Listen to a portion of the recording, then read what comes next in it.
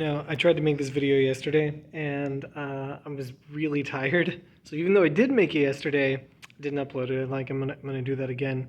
And now it's today, and I'm still really tired. But we're gonna crack on with it because I do want to get this up soon.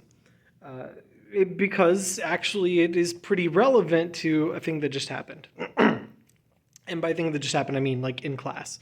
What I'm talking about here is the quiz that Latin 2 just took. And by just took, I mean this past week. So when I'm filming this, let's see, what day is it? It's the 30th of April, last day of April. So I'm talking about a quiz you guys did just a couple of days ago. If you're watching this when I, film it and upload it and everything, then it's just been a few days. If you're watching this in the future, obviously, you can ignore this bit. But don't leave, because I am building towards something new and an important topic. And even if you're not in Latin 2, this might actually be really good review for you. So stick around a minute. It'll be worth it. Anyway, point being is you guys just took a quiz and it went pretty rough on some of you guys. And some of that had to do with things that we've already talked about in class, regarding cum clauses and, other stuff that you can look back at other videos I've already made. But, one of the things that I noticed quite a few people missed had to do with the tenses of subjunctive verbs. Specifically, what the relationship means when you see that a particular verb is in a particular tense of the subjunctive, all right? On the quiz, there were a lot of cum clauses and indirect questions that were using imperfect and pluperfect subjunctives. And the whole reason for that is that the imperfect subjunctives show that the action was happening at the same time as the main idea. And the pluperfect subjunctives show that the cum clause or indirect question or whatever happened before the main idea. And that is very much how they work. This is not something with exceptions. This is not something that varies on you. The imperfect subjunctives does not get to do anything else. And the pluperfect subjunctive does not get to do anything else. But a lot of people seem confused by that. And I noticed a lot of people just answered before for everything. And I sort of wonder if maybe that's because the only two tenses that we have been doing up to this specific point in time have both been in the past. And, people hear imperfect, pluperfect, they know that they're both past tenses, so they think, oh, that's in the past, so it happened before. But in our subordinate clauses, we're not talking about things that happened before or at the same time as now. We're talking about things that happened before or at the same time as the main idea.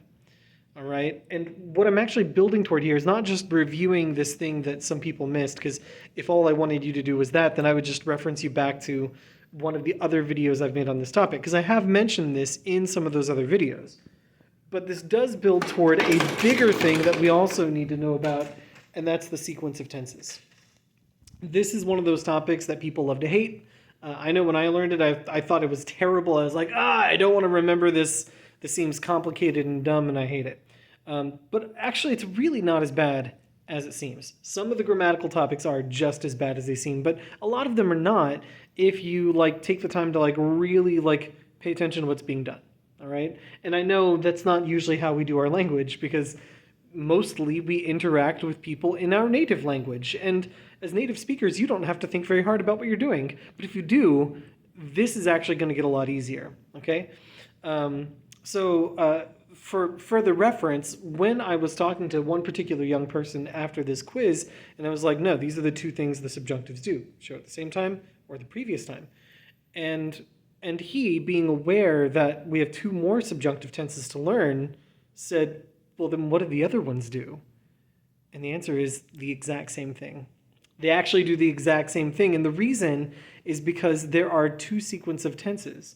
The one we've been doing is the secondary sequence, but there is also a primary sequence. Both of these things exist. And what's going on with the secondary sequence, and the reason why it's called the secondary sequence, is it's for whenever you have a sentence where your main clause and the verb in the main clause is in the past, all right? And it's when your main verb is in the past that you're going to use either imperfect or pluperfect subjunctives to represent that something's happening at the same time or that it happened before the main idea. And you can sort of see why this would be true. And even you can see here why our textbook would teach these two tenses of the subjunctive at the same time and before the other ones, right? Our textbook is mostly based on stories, right? Stories that have been composed for you to learn from. And since almost all of those stories take place in the past, they mostly use past tense verbs. So if they're going to make a sentence that has a cum clause or an indirect question, most likely the main verb is going to be in the past, and so you would need to use an imperfect or a pluperfect subjunctive. So they teach you those ones first so they can start using sentences like that, and then they teach you the other tenses later because they're not going to use them as much. All right? That's why the book does it this way. But here's the other thing about this. These are not just arcane rules about, an ancient language. These rules that I'm talking about, where when you have a past tense verb, you have to use the imperfect or pluperfect subjunctive, that's pretty much the same way as it is in English. Here, I need to move this cart real quick so I can stand beside my examples. But I am going to show you some examples now, but I'm also going to knock stuff down. I'm not going to show you examples in Latin. I'm going to show you examples in English because I promise this is exactly the same in English. I'm just going to show you how it works in English because it works the same way. Check this sentence out, right? If I were writing the sentence in Latin, this would have a cum clause in it, a cum causal clause. Because his feet stank badly, he hated to take off his shoes, all right? What's going on in the sentence is I have a main idea. The main idea is he hated to take off his shoes, and this is the causal reason why he hated doing it, all right? But my main verb, you'll notice my underlinings here do follow the color coding I put over here. It's on purpose, thinking about it, all right? The main idea is that he hated, and that's a past tense main idea, and he hated it for this reason. Now, that's also in the past, but it's not in the past because it happened before now. It's in the past because it happened at the same time that he hated it. These are concurrent actions. He hated to take off his shoes because of how stinky his feet were at that same time. So if you were doing this in Latin, you would use an imperfect subjunctive for this, which is pretty much how this is working here. Past, past. They go together, all right?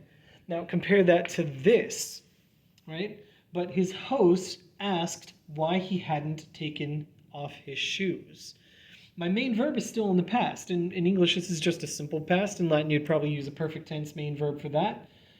But it's referring to this indirect question here, where the indirect question action takes place before the main verb.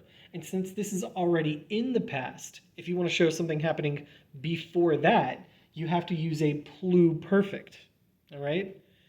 And that's what we've done here. That's why this says why he hadn't taken off his shoes. The hadn't here is what makes it past perfect or pluperfect, all right? And like I said, this is not a special Latin thing. This is English, and you would do the same thing in Latin. You would use an imperfect subjunctive here and a pluperfect subjunctive here. The only difference between this English sentence and a Latin one is in English you don't actually need a subjunctive to do this. But the tenses you use are the same, right? And that's as compared to the primary sequence, right? The primary sequence uses a present or perfect subjunctive because your main verb won't be in the past. Your main verb would be present or maybe future or future perfect even. But the point is it won't be in the past. And so if you want to show that something's happening at the same time, you have to use the present subjunctive. If you want to show that it happened before, perfect subjunctive. But again, this is the same as in English. I'm going to show you the exact same examples here. Because his feet stink badly, he hates to take off his shoes. What I've done here is I've changed my main verb to be present tense. So I'm in the primary sequence. If I still want this to happen at the same time as this, then I also have to make it present. That's true if I'm using a Latin subjunctive. That's true here in English. If this is present and these are at the same time, then they are both present. If my verb were in the past, like it was over here, then they both have to be in the past. But this one specifically would be imperfect to show that they're happening at the same time. That's what the imperfect does, all right? And the same deal over here, right? Again, the same sentence that I used over there, but I have made my main verb primary sequence. Not present this time, I made it a future. His host will ask why he hasn't taken off his shoes. I use hasn't instead of hadn't because I'm not showing that it happened before something in the past. This didn't happen in the past. But I do need to show that it happened before the main idea. Hasn't, the perfect tense, will do that. Again, both in English and in Latin. So that's what the sequence of tenses is for. All right, there we go. Get it out here so you can see the whole thing, as if you're gonna like pause me and scroll in and look at it. But yeah, that's what the sequence of tenses is for. And if you think about it in English terms and you understand the English behind this, then actually remembering it in Latin is not as hard. But you just got to realize that this is what we do in English as well. Like, if you mixed these up in an English paper, your English teacher would probably mark you off a point for having tense disagreement. It's the same deal in Latin. You just have to use the subjunctive verb forms that we're just now learning about. All right? So that's what's going on with those questions that some of you guys missed on the quiz. And what the relationship of an imperfect or pluperfect subjunctive verb is to the main idea. All right, with subordinate clauses, whether it's one that uses the subjunctive or whether it's a subordinate clause that uses the infinitive, that is to say the indirect statement, even if it's something like a relative clause where you just use a good old indicative verb, the verb in there is always in relation to the main verb. All right, and so the tense is going to be some kind of relational thing like that. Same deal with participles even, right? Participles, ablatives, absolute. The tense of the participle is not the tense of the whole sentence. It's in relation to the main verb. Always in relation to the main verb, okay? So, be thinking about that. Have that in mind. If that did throw you off on the quiz, if you're somebody who's watching this who actually took that quiz, then hopefully this helps. And also, make sure that you're keeping this in mind, because very soon, in just a few days, I'm going to post another video so that you'll actually know how to form the present subjunctive, and another one on how to form the perfect subjunctive. I'll film videos on both of those, because pretty soon you're going to be seeing those in text as well. And if you're not in Latin too, hopefully this was still useful. Again, real good review for anybody who has forgotten their sequence of tenses, as so many of us have and will do again. I know how you guys are. The reason I know that is because that's how I was too. But not anymore. I know my sequence of tenses now, and I will never forget them. So, good times. All right, I'm really tired. I'm gonna stop filming, and I'm gonna go home, and I'm gonna take a nap. Bye.